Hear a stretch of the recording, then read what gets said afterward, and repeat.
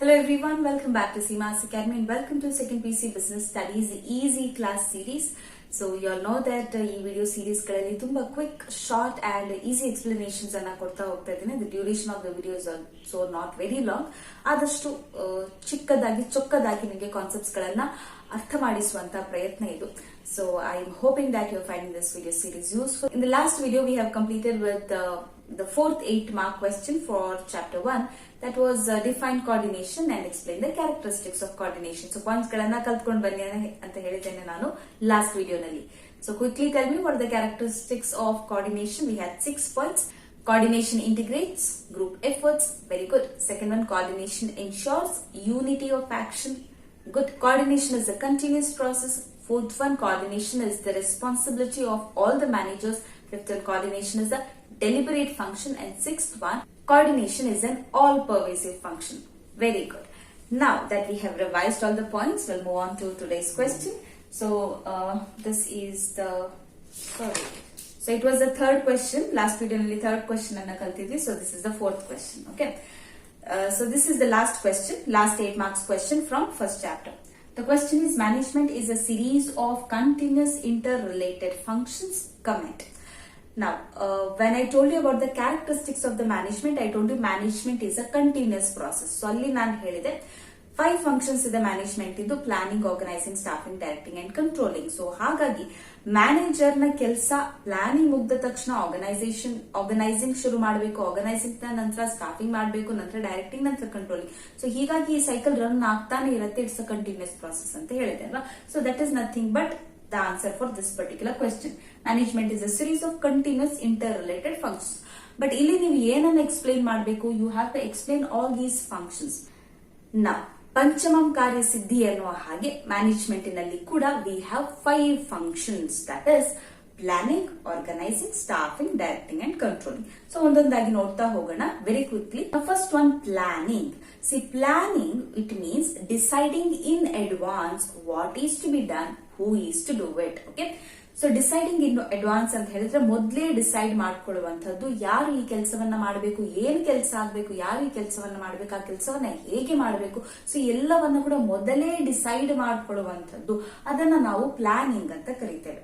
So planning implies setting of goals in advance. ಯಾವ ಗೋಲ್ ಅನ್ನ achieve ಮಾಡಬೇಕು, ಒಂದು ಸಂಸ್ಥೆ, ಒಂದು ಆರ್ಗನೈಸೇಷನ್ ಏನನ್ನ ಅಚೀವ್ ಮಾಡಬೇಕು ಅದನ್ನ ಮೊದಲೇ ಡಿಸೈಡ್ ಮಾಡ್ಕೊಳ್ಳುವಂತದ್ದು. And seeing that how to achieve these goals, also planning how to achieve these goals efficiently and effectively. So ತುಂಬಾ ಎಫಿಷಿಯಂಟ್ ಮತ್ತು ಇಫೆಕ್ಟಿವ್ ಆಗಿ ಈ ಗೋಲ್ಸ್ ಗಳನ್ನ ಯಾವ ರೀತಿ ಅಚೀವ್ ಮಾಡಬಹುದು ಅದನ್ನ ಮೊದಲೇ ನಿರ್ದಿಷ್ಟವಾಗಿ ಬರೆದಿಟ್ಕೊಳ್ಳುವಂತದ್ದು ಅಥವಾ ಡಿಸೈಡ್ ಮಾಡ್ಕೊಳ್ಳುವಂತದ್ದು, ಅದನ್ನ ಪ್ಲಾನಿಂಗ್ ಅಂತ ಕರೀತೇವೆ. Okay, ಯೋಜಿಸುವಿಕೆ in Kannada.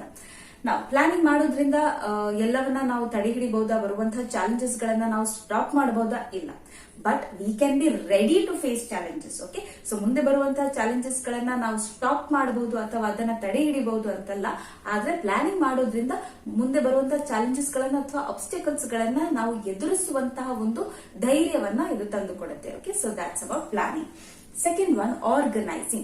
Now, after planning, organizing has to be done. So, organizing ಅಂತ ಹೇಳಿದ್ರೆ ಸಂಘಟಿಸುವಿಕೆ.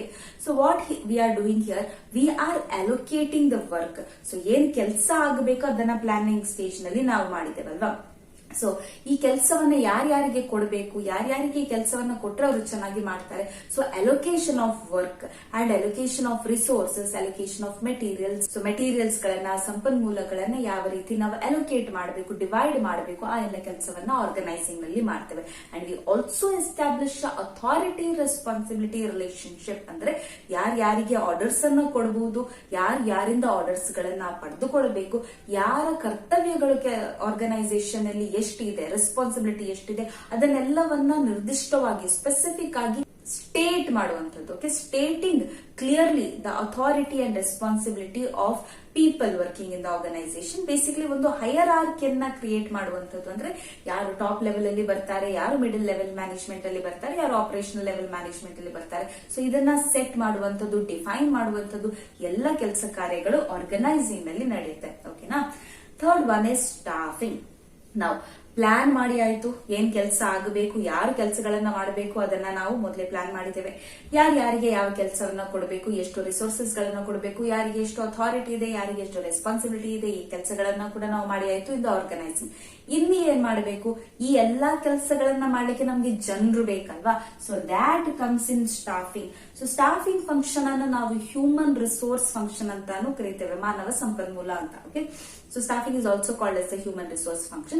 So here what we are doing is we are selecting the right person for the right job.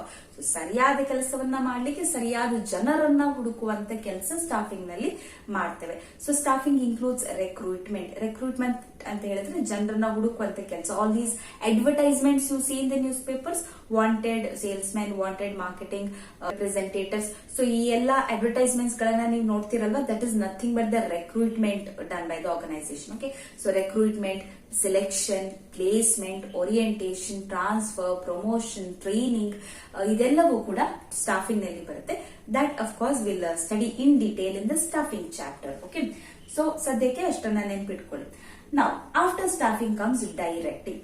So directing ಅಂತ ಹೇಳಿದ್ರೆ, ನಮ್ಗೆ ಬೇಕಾಗಿರುವ ಜನರನ್ನ ನಾವು ಕೆಲಸಕ್ಕೆ ತಗೊಂಡಾಯ್ತು, we have employed people. Now what we have to do, we have to direct and guide the people, we have to motivate the people to do the work ಅಲ್ವಾ. ಸೊ ಜನರನ್ನ ನಾವು ಗೈಡ್ ಮಾಡಬೇಕು, ಅವರಿಗೆ ಏನ್ ಕೆಲಸ ಮಾಡ್ಬೇಕು ಅದನ್ನ ಹೇಳಿಕೊಡ್ಬೇಕು. That is directing. So directing ನಲ್ಲಿ 4 ಎಲಿಮೆಂಟ್ಸ್ ಗಳಿವೆ. What are those 4 elements? Just ಈಗ ನೆನ್ಪಿಟ್ಕೊಳ್ಳಿ, ಡೀಟೇಲ್ ಆಗಿ ನಾವು ಡೈರೆಕ್ಟಿಂಗ್ ಚಾಪ್ಟರ್ ನಲ್ಲಿ ಕಲಿತೇವೆ. So what are those 4 elements? Supervision, first one ಮೇಲ್ವಿಚಾರಣೆ. Okay, supervision, leadership, motivation, communication. So these are the 4 elements of directing. Last one is controlling.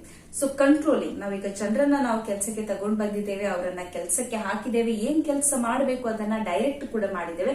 Last function is controlling. Controlling ಅಂತ ಹೇಳಿದ್ರೆ what we do is, ಮೊದಲೇ ನಿರ್ದಿಷ್ಟವಾಗಿ standards ಗಳನ್ನ, specific ಆಗಿ standards ಗಳನ್ನ set ಮಾಡುವಂತದ್ದು.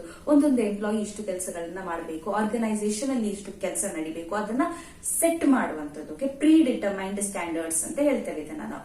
ನಂತರ ಎಷ್ಟು ಕೆಲಸಗಳು ನಡೆದಿವೆ ಅದನ್ನ ಮೆಷರ್ ಮಾಡುವಂತದ್ದು, measurement of actual performance. Okay, then comparing, ನಾವು ಎಷ್ಟು ಪ್ಲಾನ್ ಮಾಡಿದ್ವಿ, ಎಷ್ಟು ಸ್ಟ್ಯಾಂಡರ್ಡ್ ಗಳನ್ನ ಸೆಟ್ ಮಾಡಿದ್ವಿ, ಅದಕ್ಕೆ ಮತ್ತು ಎಷ್ಟು ಕೆಲಸ ಆಗಿದೆ, ಆಕ್ಚುಯಲ್ ಪರ್ಫಾರ್ಮೆನ್ಸ್ ಏನಿದೆ, ಇವೆರಡನ್ನ ಹೋಲಿಸುವಂತದ್ದು. ಏನಾದ್ರೂ ಡಿಫರೆನ್ಸ್ ಇದೆಯಾ, ವ್ಯತ್ಯಾಸ ಬಂದಿದ್ಯಾ, ಅಥವಾ ನಾವು ಎಷ್ಟು ಸ್ಟ್ಯಾಂಡರ್ಡ್ ಸೆಟ್ ಮಾಡಿದ್ದೇವೆ ಅಷ್ಟು ಕೆಲಸ ಆಗಿದೆ ಆದ್ರೆ okay, everything is running normal. But if the actual performance is not meeting the standard, which means something is lacking, ಎಲ್ಲೋ ಏನೋ ಒಂದು ಕೊರತೆ ಆಗಿದೆ ಅಂತ ಗೊತ್ತಾಗುತ್ತೆ. ಸೊ ಇದನ್ನ ನಿಯಂತ್ರಿಸೋದಕ್ಕೆ ಏನ್ ಮಾಡಬೇಕು, ಅದಕ್ಕಾಗಿ ಆಕ್ಷನ್ಸ್ ಗಳನ್ನ ತೆಗೆದುಕೊಳ್ಳುವಂತದ್ದು, taking corrective actions to correct the deviations. So that comes in controlling, ನಿಯಂತ್ರಿಸುವಿಕೆ. ಓಕೆ, ಸೊ ಡಿಟೇಲ್ ಆಗಿ ಅಗೇನ್ ಕಂಟ್ರೋಲಿಂಗ್ ಚಾಪ್ಟರ್ ನಲ್ಲಿ ನಾವು ಕಲಿತೇವೆ about controlling. But for the time being just understand that controlling ನಲ್ಲಿ ಏನ್ ಮಾಡ್ತೇವೆ, ಒಂದು ಪ್ರೀ ಡಿಟರ್ಮೈನ್ಡ್ ಸ್ಟ್ಯಾಂಡರ್ಡ್ಸ್ ಅನ್ನ ಸೆಟ್ ಮಾಡ್ತೇವೆ. ನಂತರ ಆಕ್ಚುಯಲ್ ಪರ್ಫಾರ್ಮೆನ್ಸ್ ಎಷ್ಟು ಕೆಲಸ ಆಗಿದೆ ಅದನ್ನ ಮೆಷರ್ ಮಾಡ್ತೇವೆ. ಈ ಎರಡನ್ನ ಕಂಪೇರ್ ಮಾಡ್ತೇವೆ. ಕಂಪೇರ್ ಮಾಡಿದ ನಂತರ ಸ್ಟ್ಯಾಂಡರ್ಡ್ಸ್ ಗಳನ್ನ ನಮ್ಮ ಆಕ್ಚುಯಲ್ ಪರ್ಫಾರ್ಮೆನ್ಸ್ ಮೀಟ್ ಮಾಡಿದ್ಯೋ ಇಲ್ವೋ ಅದನ್ನ ನೋಡ್ತೇವೆ. ಅಂಡ್ ದೆನ್ ಏನಾದ್ರೂ ತಪ್ಪಿದ್ರೆ, ಏನಾದ್ರೂ ಡಿವಿಯೇಷನ್ಸ್ ಅಥವಾ ಡಿಫರೆನ್ಸಸ್ ಇದ್ರೆ ಆ ಡಿಫರೆನ್ಸಸ್ ಅನ್ನ ಕವರ್ ಮಾಡ್ಕೊಳ್ಳಿಕ್ಕೆ ಏನ್ ಆಕ್ಷನ್ಸ್ ಅನ್ನ ತೆಗೆದುಕೊಳ್ಬೇಕು ಅದನ್ನ ನಾವು ಕಂಟ್ರೋಲಿಂಗ್ ನಲ್ಲಿ ತೆಗೆದುಕೊಳ್ತೇವೆ. Okay, so that's all about the 5 functions of the management. So generally once the manager does the planning work, once he is done with the planning, the next process will be the organizing ಆದ ತಕ್ಷಣ ಅವನು staffing ಮಾಡಬೇಕು, staffing ಆದ ನಂತರ ಅವರು directing ಮಾಡಬೇಕು, directing ಮುಗಿದ ನಂತರ he has to do the controlling, again he will start with the planning. So ಹಾಗಾಗಿ management is a series of continuous interrelated functions. So all these functions are related to one another. Planning ಮಾಡಿದ್ರೆ organising ಮಾಡಕ್ಕಾಗಲ್ಲ, organising ಮಾಡಿದ್ರೆ staffing ಮಾಡಕ್ಕಾಗಲ್ಲ, staffing ಮಾಡಿದ್ರೆ directing ಮಾಡಕ್ಕಾಗಲ್ಲ, directing ಮಾಡಿದ್ರೆ controlling ಮಾಡಕ್ಕಾಗಲ್ಲ. So ಹಾಗಾಗಿ ಎಲ್ಲ ಫಂಕ್ಷನ್ಸ್ ಗಳು ಇಂಟರ್ ರಿಲೇಟೆಡ್, ಒಂದಕ್ಕೊಂದು ಲಿಂಕ್ ಆಗಿರೋದ್ರಿಂದ these all are interconnected or interlinked functions. Okay, that is why we say management is a series of continuous interrelated functions. So conclusion alli adu baribodu, therefore management is a series of continuous interrelated functions. Okay, so yes, that is all for today's video. I hope you understood all of these functions, and don't worry, detail ಆಗಿ ಈ functions ಗಳ ಬಗ್ಗೆ ಈ ಆಯಾ chapters ಗಳಲ್ಲಿ ಕಲಿತಾ ಹೋಗ್ತೇವೆ. Okay, so that is all for today's video. And if you find this video series useful, as always, please give this video a like and also do share it with your friends, and let me know in the comment section how are you finding the classes. Thank you so much for watching. Let's see in the next video. ಅಲ್ಲಿವರೆಗೆ ಎಲ್ಲ points ಗಳನ್ನ revise ಮಾಡ್ಕೊಳ್ಳಿ. I'll ask you in the next video. See you soon. Till then, take care. Bye. Namaste.